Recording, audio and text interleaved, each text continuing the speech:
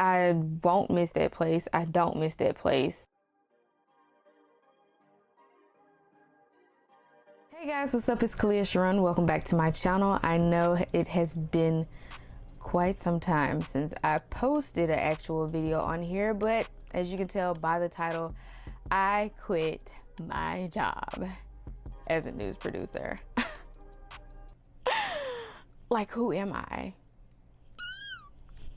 So yeah, I'm going to get into those details, so make sure you stay tuned. But before we get into it though, I'm gonna need you to subscribe. Okay, I'm gonna need you to subscribe. Thanks. So first, I want to start off by saying this video is not meant to, you know, deter anyone from becoming a news producer or working in the news field.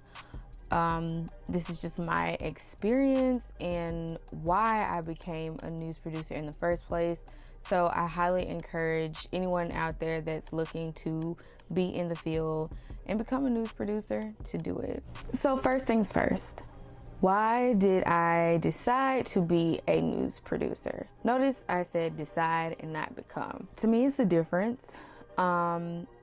I decided to be a news producer because it was the thing that was going to help me get my foot in the door of what I sought out to do in the first place, which was learn the broadcasting business. So pretty much, you know how you take a job in the field or a closely related field to what you're trying to do, but you're taking the job to get a step closer to what you actually want to do. That is what I was doing. But I didn't know while I was in school, I didn't know if I wanted to be a reporter. I didn't know if I wanted to be a reporter slash possibly an anchor. I didn't know, I really didn't want to be a producer. But at the same time, I didn't want to put on makeup every day, and I already have like severe acne, so that was part of the reason why I did not want to be a reporter or possible reporter slash anchor on down the line once you get into business. So I decided to be a news producer. Now, I got my job in 2019, like 2 weeks after moving back to my hometown area and from the town that I was living in previously. So it took me no time to get a job. I had like several interviews in several different places out of state, and I had several options that I had time to choose if I was going to take the job or not. But it was one particular job that I was just waiting on to call me. I had an interview, I toured the place, and they were, you know, pulling paperwork or whatever, and I was like, well, they was doing all this, but just so happened the job that I took, like 2 weeks after, that's when that job that I really wanted came to me and offered me the job. But I was already in my contract. So that's the whole thing. If you want to know more nitty gritty about this whole experience and more so why I quit, like the drama behind everything, go check out my podcast, Let's Put It on the Table. But yeah, this place, the reason why I took the job at the place that I quit from was off the strength of my old boss, which was the assistant news director. Very hardworking person, always helps if you have a question or likes to help you understand what you're doing if you don't really understand, no matter how many times you ask the question. And that's why I took the position where I was. My experience when I first started was just like any experience when you first start a career. It's shaky, you're nervous, you are afraid that you may mess up something, you may not do something right. But luckily, like I said, I had a boss who would take the time to explain things and show me things. And also too, I had some coworkers who also was very hands-on with helping me and very instrumental with helping me. So I'm thankful for that. But my experience overall there, if I had to give it a rating out of a 5, I would say a 1.5. I'm thankful for the experience. I'm thankful to have had that job, but sometimes, you know, when there's drama, you just don't want to deal with that. And let me say, there's drama everywhere you go. No matter what job, what you're doing, there's always going to be drama. So just bear with it, stay out of it, because I hate drama. I always stay out of it. That's why I mind my business. And that was a part of the issue too, me minding my business so much and people trying to figure me out. They just could not take that, because I would come to work, be quiet, do my work, ask the questions that I needed to, go to lunch either by myself, sit in my car, or with one particular person that I always go with from work, and that was it. I was a loner. So be careful when you make work friends. They're not always, you know, in your best, you know, interest.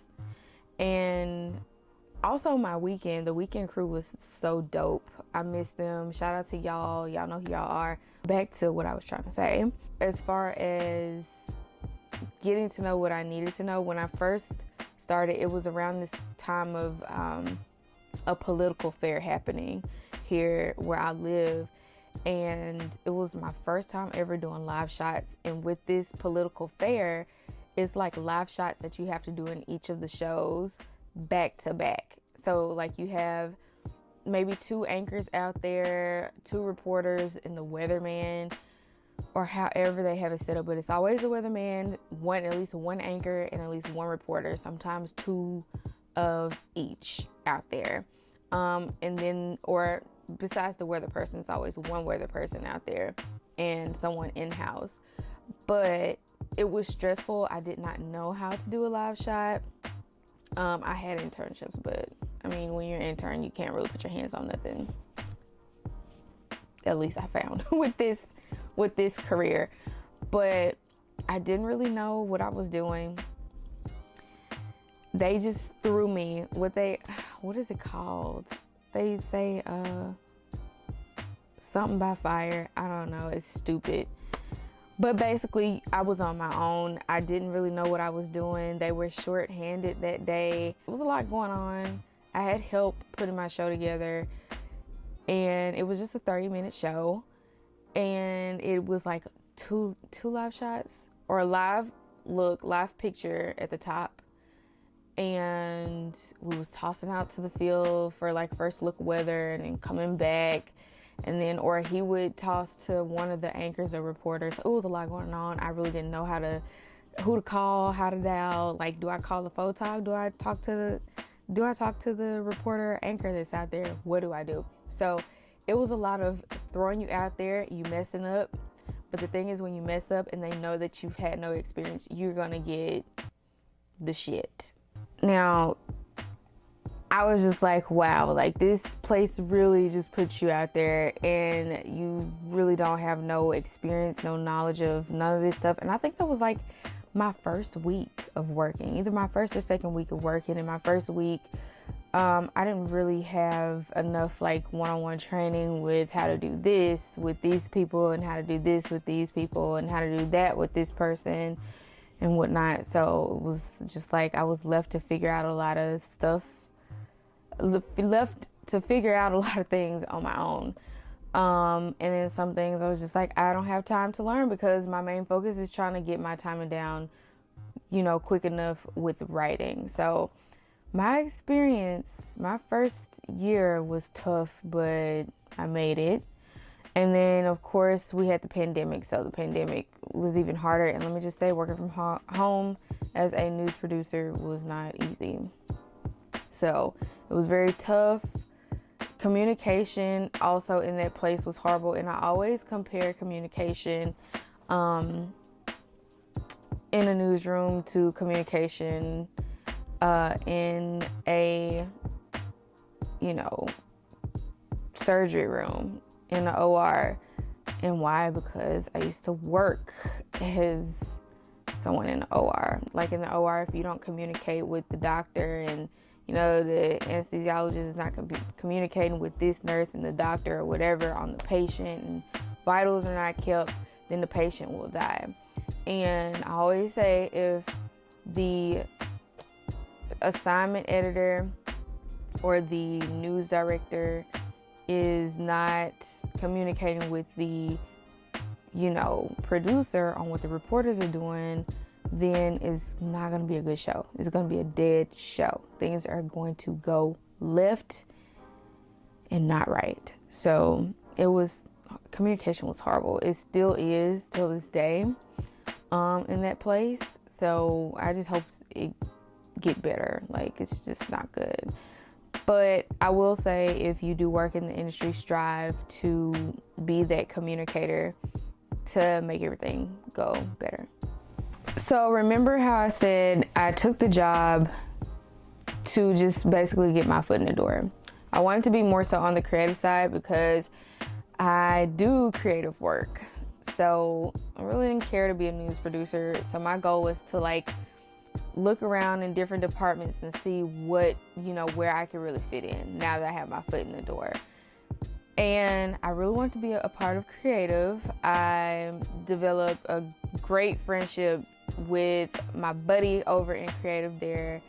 And I really wanted to. And just to see his work as well, on top of what I do, which his work was like a million times better. Mine was probably like 1,000 times, but his like a million, but he's like older than me and has more experience. I was just like, oh, this is so inspiring. Like, please, I just need to come over here and work and just keep getting this creative, inspiration, because like I said, I still do a lot of creative work for influencers. So, and now myself, I really wanted to be a part of that department, but I was just like, it's not worth it. So, but I did want to move around in that place, and I could not because of that. Now, I could have and just bear through the bull, but I didn't want to bear through the bull and let it, affect my creative flow. The main question. Why did I quit? Well, for many reasons. Like I said, I was not trying to be a news producer. I was not trying to be a reporter. I was not trying to be an anchor.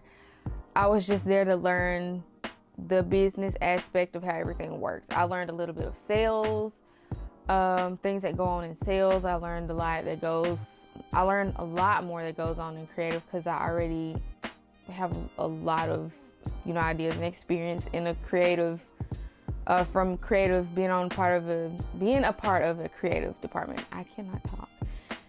So I just felt like it was time to wrap up and start doing what I sought out to do. My original plan was not to stay at that job for as long as the contract was. My original plan was to stay there for a year, but as we know, the pandemic happened. People were shutting down their jobs. People were, cutting down on positions and stuff like that. So it was kind of hard to find a new job. But I am thankful that I stayed there the whole full 3 years because I got a little more insight in different areas and a little more experience in different areas as producer. So,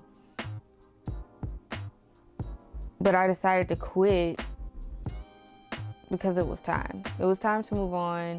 It was a place where I wasn't making enough money for my age and what I have going on personally.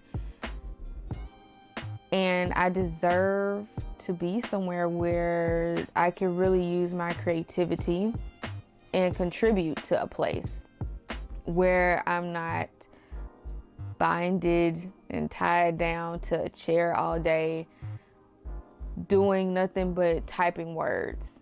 I was wanting to leave and be a part of something, to come up with a concept, on how to sell something, or how to help someone grow on their social. And I know y'all saying, yo, you grow on your social? You're never on yours. I know, because I'm busy with everybody else. But it's okay. I'm going to try to be better. Y'all hold me accountable for it. But yeah, it was time to go. I also left because I was not able to go out on dates like I wanted to, or go to networking events to better myself and what I was trying to do outside of my career. And I'm so happy as well. Like, the job was very stressful, and I feel like it could be stressful for someone who didn't really want to be a part of that career in the first place. Like, it got stressful after my boss left, which was 2.5 years later. So in the last few months, it got stressful. The advice I have to give, if you know when it's time for you to go, don't stay. You'll be miserable. Because I was miserable, but I kept going. Number one, for the benefits. Number two, for, a little more insight and experience on different things that I was going to need for this new chapter of a career that I have. So, yeah, it was time for me to go, and I'm happy. I won't miss that place. I don't miss that place. I didn't miss it working there. So, yeah. But that's all I have for this. Why I quit my job. I hope that if you guys are out there looking to quit your job, think on it first. If you're in a contract, fulfill it and leave. But just know you'll never be happy at a job where you're not being fulfilled. Before I go, be sure to follow me on Instagram and check out my podcast, okay? Let's Put It on the Table, where we talk about things that people are afraid to talk about, and we get it all out. So be sure to check out that on Spotify, iTunes, Google Podcasts, and also be sure to check out my website, Kaleasharron.com, for things you could do in the summer, or, ways to celebrate your graduation if you haven't. Different things like that. Also, be sure to stay tuned for my next video that I'll be dropping on tips and tricks that could help you do well your first year as a news producer. Leave comments down below on your thoughts. If you have experiences like mine, or have any advice for anybody, leave it down below. Oh, and be sure to check out SkinnyLeaks.com for all your skincare needs. We have body butters, dry body oil, lip oil, my favorite and everyone's favorite. It's actually what I'm wearing right now. And so much more. And we have merch coming. So be sure to check that out. You guys, thank you so much for watching this video. I'll see you next time. Bye.